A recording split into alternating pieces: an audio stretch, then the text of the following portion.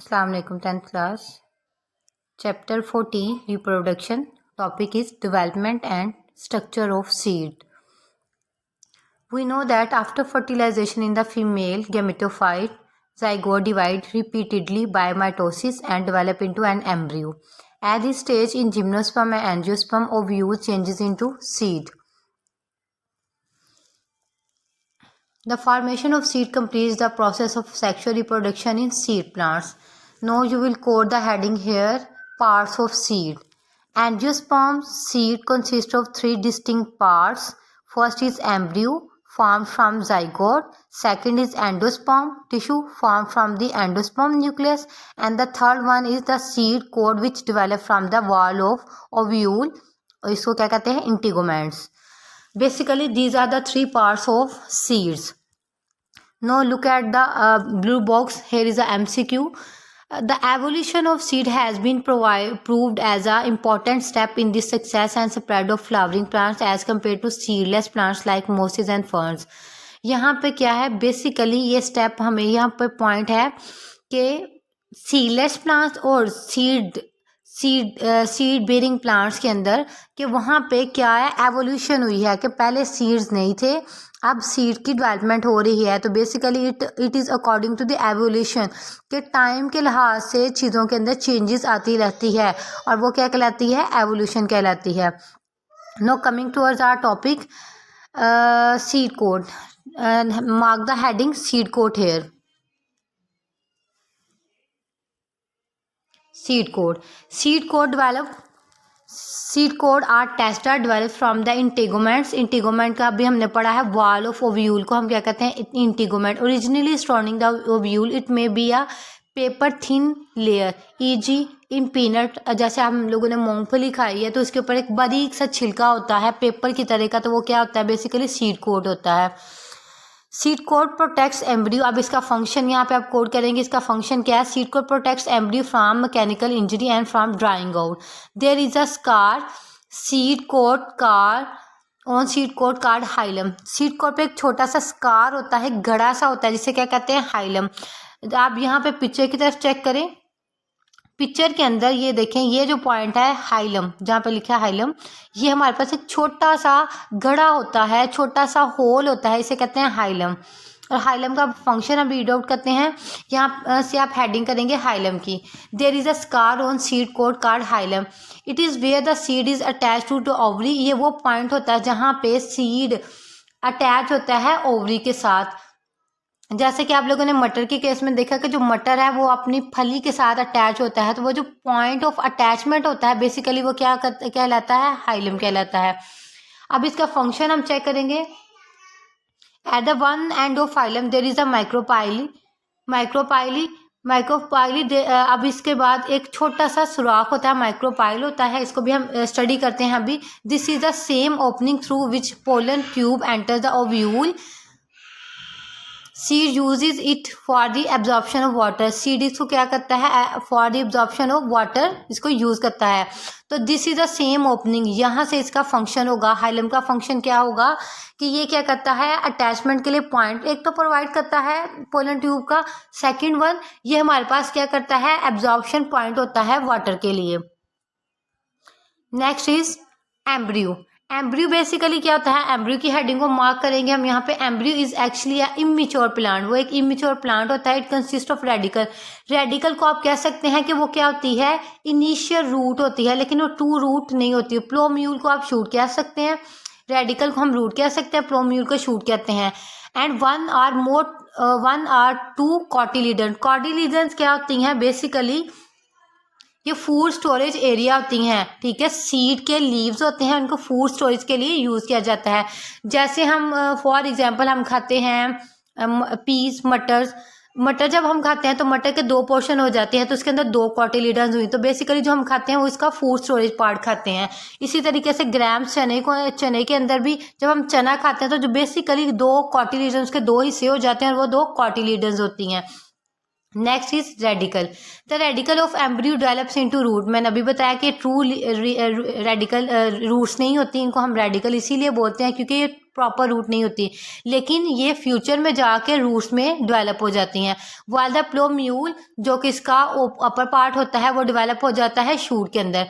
The embryonic stem above the point of attachment of cotyledon is called epicotyl. इसको हम क्या कहते हैं? एपिकोटाइल। ऐसा स्टेम जो कि कॉटिलीडन्स के ऊपर से जनरेट होता है, कॉटिलीडन्स के ऊपर से इमर्ज होता है, उसे कहते हैं एपिकोटाइल। और ऐसा स्टेम का पार्ट जो कि कॉटिलीडन से बिलो होता है तो उसे क्या कहते हैं? हाइपोकोटाइल। उसे क्या कहते हैं? Hypocotyl. Look at here in the picture, this is hypocotyl.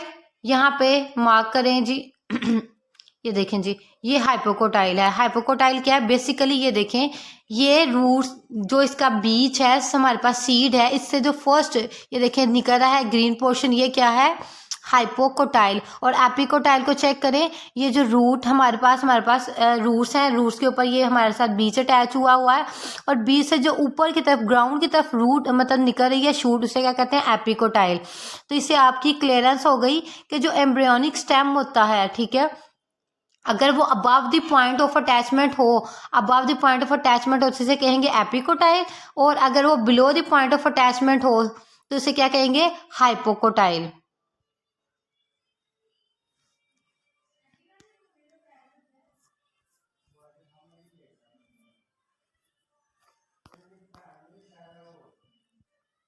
अब नेक्स्ट रीड करते हैं हम लोग। Within seed there is a store of nutrients. कि सीड बेसिकली होता क्या है? सीड के अंदर स्टोरेज होती है किसकी? न्यूट्रिएंट्स की। सीड के अंदर स्टोरेज होती है न्यूट्रिएंट्स की। For the seedling to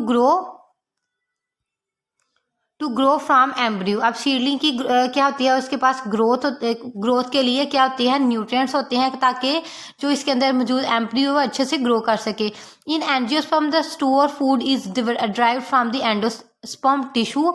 angiosperm के अंदर क्या होता है? जो भी हम लोगों ने फ्लावरिंग प्लांट का लाइफ साइकिल पढ़ा था, जैसे ब्रासिका कैम्पेस्ट्रस का, तो उसके अंदर जो एंडोस्पर्म होता है बेसिकली वही as a store food behave कर रहा होता है, और वो क्या करता होता है? सीडलिंग को न्यूट्रिएंट्स प्रोवाइड कर रहा होता है, फूड प्रोवाइड करता है। This tissue is rich in oil, starch and protein. अब इसके अंदर क्या होता है? ऑयल होता है, स्टार्च होता है, प्रोटीन होती है। In many seeds the food of the endosperm is absorbed and stored by the cotyledons. तो बेसिकली जो फूड स्टोर होता है वो कॉटिलीडन्स में होता है, और इन्हीं कॉटिलीडन्स को देन हम एज अ फूड यूज करते हैं। फॉर एग्जाम्पल हम पीस खाते हैं, ग्राम्स खाते हैं, ये दोनों हमारे पास कॉटिलीडन्स की एग्जाम्पल हैं। बीन्स खाते हैं, कॉटिलीडन्स की एग्जाम्पल हैं, कॉटिलीडन्स को ही हम एज अ फूड यूज करते हैं। ब्लू बॉक्स की तरफ आए। The form of the stored nutrients in seeds varies depending upon the kind of plant। ये कह रहे हैं कि सीड के अंदर किस चीज में क्या चीज स्टोर हो रही है, डिपेंड करता है कि हमारे पास प्लांट की कौन सी स्पीशी है, कौन सी वैरायटी है। सो 10th class, this is all about the development and structure of seed. इसको मजीद हम एक डायग्राम से एलैबोरेट करते हैं जहां से आपका मजीद कंसेप्ट क्लियर होगा। Thanks for watching. It is the seed coat, which consists of two layers. Testa is the hard, protective outer layer that shields the seed from physical damage and prevents the entry of pathogens. Tegmen is the inner, thinner layer that lies beneath the testa and provides additional protection. The seed coat is crucial for safeguarding the seed during dormancy and aiding in its survival until conditions are favorable for germination. On the surface of the seed, there is a small scar called the hilum, which marks the point where the seed was attached to the ovary wall, or the fruit. It is often visible as a slight depression. Adjacent to the hilum is a tiny pore called the micropyle, which is a remnant of the opening through which the pollen tube enters the ovule during fertilization. The micropyle allows water to enter the seed, initiating the germination process. Internally, a seed contains an embryo. The embryo is the young, developing plant contained within the seed. It consists of several parts. Cotyledons are the two large seed leaves that store food for the developing embryo. In dicots, the cotyledons are usually fleshy and filled with nutrients, which are utilized during germination. Plumule is the part of the embryo that will develop into the shoot system, including the future stem and leaves. It is located between the cotyledons. The radicle is the part of the embryo that will develop into the root system. It protrudes from the lower end of the embryo. Hypocotyl is the embryonic axis below the point of attachment of the cotyledons, which connects the radicle and plumule. It plays a key role during germination by pushing the cotyledons above the ground. In many dicot seeds, the endosperm, a tissue that provides nutrition to the developing embryo, is absorbed by the cotyledons during seed development. As a result, mature dicot seeds often lack a distinct endosperm, having transferred its nutrients to the cotyledons.